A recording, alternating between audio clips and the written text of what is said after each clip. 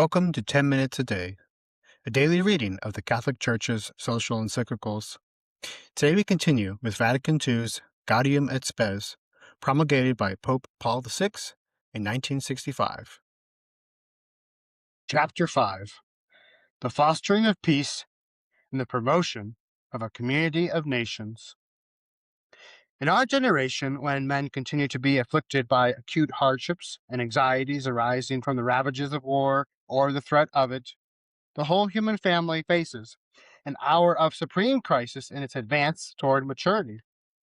Moving gradually together and everywhere more conscious already of its unity, this family cannot accomplish its task of constructing, for all men everywhere, a world more genuinely human unless each person devotes himself to the cause of peace with renewed vigor. Thus it happens that the gospel message, which in its harmony with loftier strivings and aspirations of the human race, takes on a new luster in our day, as it declares that artisans of peace are blessed because they will be called the sons of God. Consequently, as it points out the authentic and noble meaning of peace and condemns the frightfulness of war, the Council wishes passionately to summon Christians to cooperate, under the help of Christ, the author of peace, with all men in securing among themselves a peace based on justice and love, and in setting up the instruments of peace. Peace is not merely the absence of war, nor can it be reduced solely to the maintenance of a balance of power between enemies, nor is it brought about by dictatorship. Instead, it is rightly and appropriately called an enterprise of justice. Peace results from that order structured into human society by its divine founder, and actualized by men as a thirst after ever greater justice. The common good of humanity finds its ultimate meaning in the eternal law.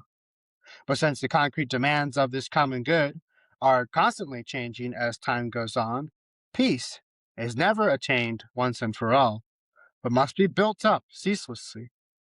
Moreover, since the human will is unsteady and wounded by sin, the achievement of peace requires a constant mastering of passions and the vigilance of lawful authority. But this is not enough. This peace on earth cannot be obtained unless personal well-being is safeguarded, and men freely and trustingly share with one another the riches of their inner spirits and their talents. A firm determination to respect other men and peoples and their dignity, as well as the studied practice of brotherhood, are absolutely necessary for the establishment of peace. Hence, peace is likewise the fruit of love, which goes beyond what justice can provide. That earthly peace which arises from love of neighbor symbolizes and results from the peace of Christ which radiates from God the Father. For by the cross, the incarnate Son, the Prince of Peace, reconciled all men with God. By thus restoring all men to the unity of one people and one body, he slew hatred in his own flesh. And, after being lifted on high by his resurrection, he poured forth the Spirit of love into the hearts of men. For this reason, all Christians are urgently summoned to do in love what the truth requires, and to join with all true peacemakers in pleading for peace and bringing it about. Motivated by this same spirit, we cannot fail to praise those who renounce the use of violence in vindication of their rights, and who resort to methods of defense which are otherwise available to weaker parties too, provided this can be done without injury to the rights and duties of others or of the community itself. Insofar as men are sinful, the threat of war hangs over them, and hangs over them it will until the return of Christ. But insofar as men vanquish sin by a union of love, they will vanquish violence as well, and make these words come true. They shall turn their swords into plowshares, and their spears into sickles. Nation shall not lift up sword against nation, neither shall they learn war any more. Section 1. The avoidance of war. Even though recent wars have been wrought physical and moral havoc upon our world, the devastation of battle still goes on day by day in some part of the world. Indeed, now that every kind of weapon produced by modern science is used in war, the fierce character of warfare threatens to lead the combatants to a savagery far surpassing that of the past.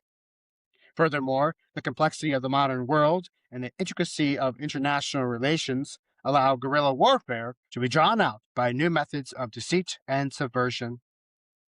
In many cases, the use of terrorism is regarded as a new way to wage war. Contemplating this melancholy state of humanity, the Council wishes above all else to recall the permanent binding force of universal natural law and its all-embracing principles. Man's conscience itself gives ever more emphatic voice to these principles. Therefore, actions which deliberately conflict with these same principles, as well as orders commanding such actions, are criminal, and blind obedience cannot excuse those who yield to them. The most infamous among these are actions designed for the methodical extermination of an entire people, nation, or ethnic minority. Such actions must be vehemently condemned as horrendous crimes. The courage of those who fearlessly and openly resist those who issue such commands merits supreme condemnation. The courage of those who fearlessly and openly resist those who issue such commands merits supreme commendation. On the subject of war, quite a large number of nations have subscribed to international agreements aimed at making military activity and its consequences less inhuman. Their stipulations deal with such matters as the treatment of wounded soldiers and prisoners. Agreements of this sort must be honored. Indeed, they should be improved upon so that the frightfulness of war can be better and more workably held in check. All men, especially government officials and experts in these matters, are bound to do everything they can to effect these improvements. Moreover, it seems right that laws make humane provisions for the case of those who, for reasons of conscience, refuse to bear arms, however, provided they agree to serve the human community in some other way. Certainly, war has not been rooted out of human affairs. As long as the danger of war remains and there is no competent and sufficiently powerful authority at the international level, governments cannot be denied the right to legitimate defense once every means of peaceful settlement has been exhausted. State authorities and others who share public responsibility have a duty to conduct such grave matters soberly and to protect the welfare of the people entrusted to their care. But it is one thing to undertake military action for the just defense of the people, and something else again to seek the subjugation of other nations. Nor, by the same token, does the mere fact that war has unhappily begun mean that all is fair between the warring parties. Those, too, who devote themselves to the military service of their country should regard themselves as the agents of security and freedom of peoples. As long as they fulfill this role properly, they are making a genuine contribution to the establishment of peace.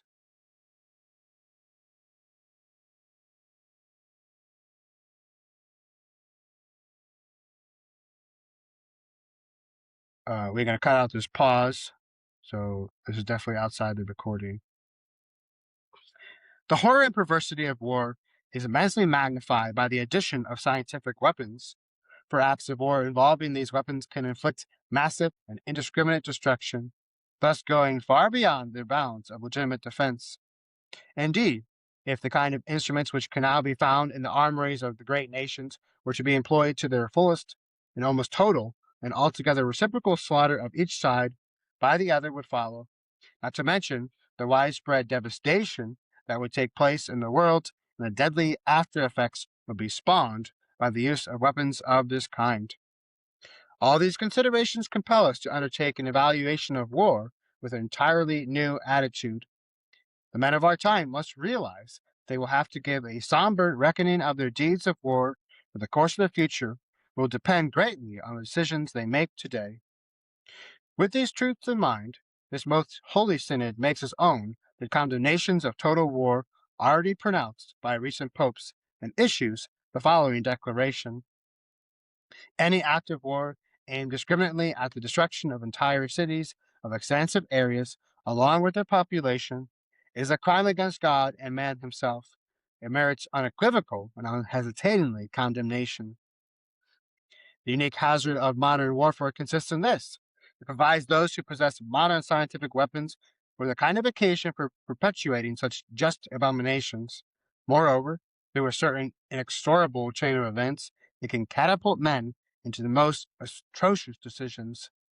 That such may never truly happen in the future, the bishops of the whole world gather together, beg all men, especially government officials and military leaders, to give unremitting thought to their gigantic responsibility before God and the entire human race.